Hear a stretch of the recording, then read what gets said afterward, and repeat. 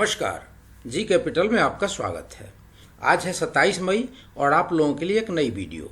बात करेंगे मन्नापुरम फाइनेंस की।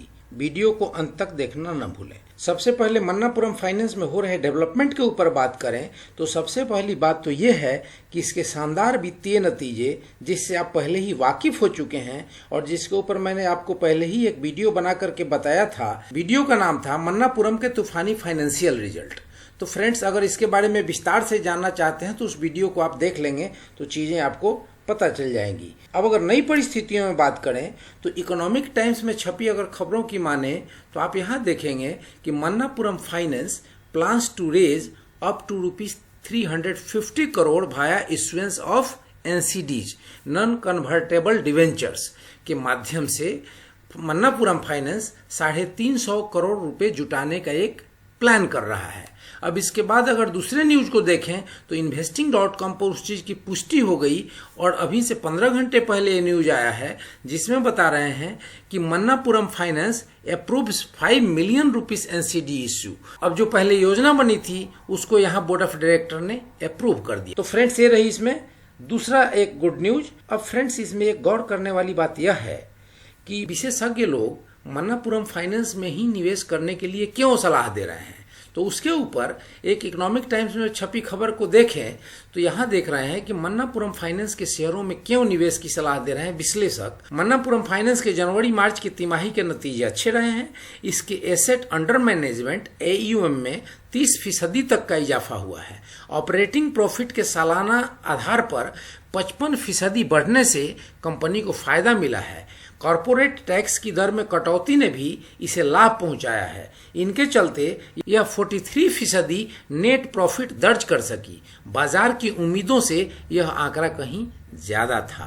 कंपनी के AUM में गोल्ड लोन की हिस्सेदारी 2/3 है। यह अन्य NBFC की तुलना में कहीं ज्यादा मजबूत स्थिति में है। इसका कई कारण है। पहला, देश में गोल्ड लोन के ग्राहक अमूमन डिफॉल्ट नहीं करते हैं। इनकी भावनात्मक वजह है सोने के बिस्कुट के बजाय ज्वेलरी के तौर पर गिरवी रखे जाते हैं।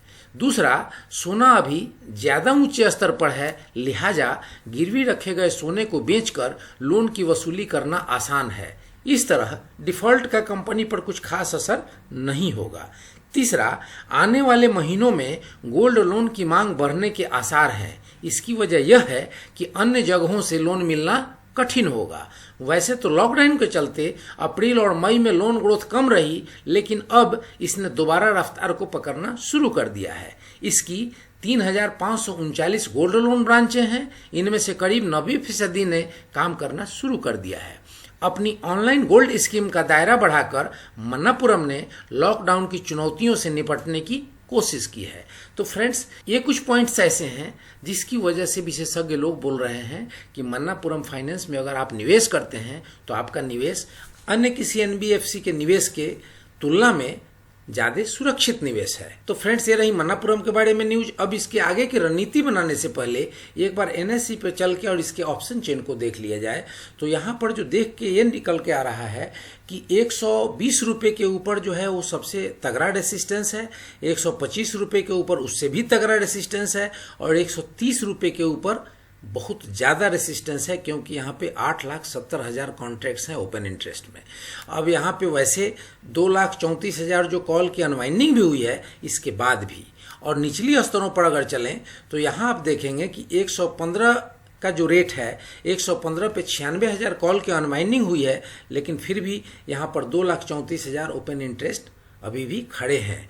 तो कहीं ना कहीं 115 रुपया भी इसके लिए रेसिस्टेंस है और 120 रुपया भी रेसिस्टेंस है। अब अगर इसमें पुट राइडर्स के पॉइंट ऑफ व्यू को देखें तो आप यहाँ देखेंगे कि 120 के लेवल पर 66,000 पुट की अनवाइंडिंग हुई है और जो पुट के कॉन्ट्रैक्ट्स हैं वो लगभग 1,68,000 हैं, जो बहुत खास क्वांटिटी में नहीं है। अब अगर उसके निचले स्तरों पे चलें तो 115 रुपए को अगर देखें तो वहां 2,58,000 के ओपन इंटरेस्ट हैं जो इसे सपोर्ट देता हुआ दिख रहा है। और उससे भी निचले स्तरों पे चलें तो 110 रुपए पर देखें तो 2,52,000 कॉन्ट्रैक्ट्स हैं, वहां भी इसे एक सपोर्ट मिलता दिख रहा है। लेकिन अगर रियल सपोर्ट की बात करें तो काफी नीचे जाकर के 100 रुपए के स्तरों पर इसे सपोर्ट प्राप्त हो रहा है, जहां 3,36,000 कॉन्ट्रैक्ट्स हैं और जहां ओपन इंटरेस्ट सबसे अधिक दिख रहा है।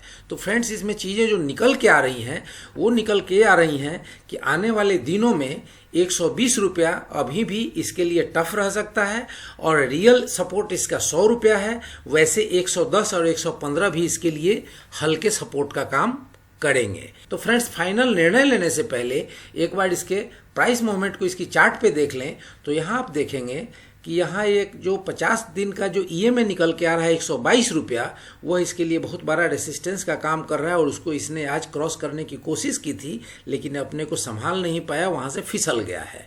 अब इन परिस्थितियों में हमें क्या रणनीति बनाना है उसके पहले एक बार इसके आरएसआई की पोजीशन को देख लें तो यहाँ देखेंगे कि आरएसआई मजबूत होता दिख रहा है। और एमएससीडी की पोजीशन को अगर देखें तो एमएससीडी में अभी भी जो बियरिश क्रॉसओवर बना था वो अभी खत्म नहीं हुआ है, तो मिले जुले संकेत ही माने जाएंगे।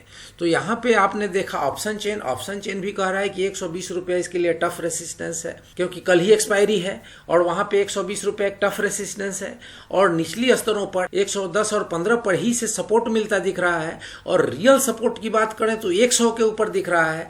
तो आपके लिए पहली रणनीति ये होनी चाहिए कि 115 रुपये के आसपास आपकी एक स्टॉप लॉस लग जानी चाहिए क्योंकि आपने अगर निचले स्तरों पर 74, 75 या 80 रुपये के आसपास अगर बाइंग करी है तो उस मुनाफे को प्रोटेक्ट करना आपकी जिम्मेवारी बनती है। तो 115 रुपये के आसपास आप अपना इसमें एक स्टॉप लॉस लगा लें और आपका पहला टारगेट होना चाहिए 50 दिनों की ये में 122 और अगर उसे क्रॉस करता है तो आप इस स्टॉप लॉस को शिफ्ट करके 120 रुपये पर कर सकते हैं और उसके ऊपर की ओर प्ले कर सकते हैं। और 115 रुपये से नीचे की ओर अगर आता है, आपको जैसा मैंने ऑप्शन चेन देख करके बताया था कि इसको सपोर्ट 100 पे ही जाके मिलेगा या 110 पे मिलेगा, तो आपको यहाँ से 115 पे अगर नीचे की तरफ जाता है तो आपको वहाँ से एग्जिट कर लेना चाहिए टेम्पोररी बेसिस में और फिर निचली स्तरों पर इसमें आप एंट्री ले सकते हैं। तो फ्रेंड्स ये रही मेरे तरफ से एक पीस ऑफ इन्फॉर्मेशन। इसके आधार पे एक आप अपनी रिसर्च कर लें और रिसर्च करने के बाद ही निवेश संबंधी कोई फाइनल निर्णय लें। और अगर वीडियो पसंद आई हो तो इसे लाइक करें, शेयर करें, सब्सक्राइब करें और बेल आइकन बटन प्रेस करना ना भूलें ताकि ऐसी इन्फॉर्मेटिव वीडियो सबसे पहले आप तक पहुंचे। जय हिंद, जय भारत।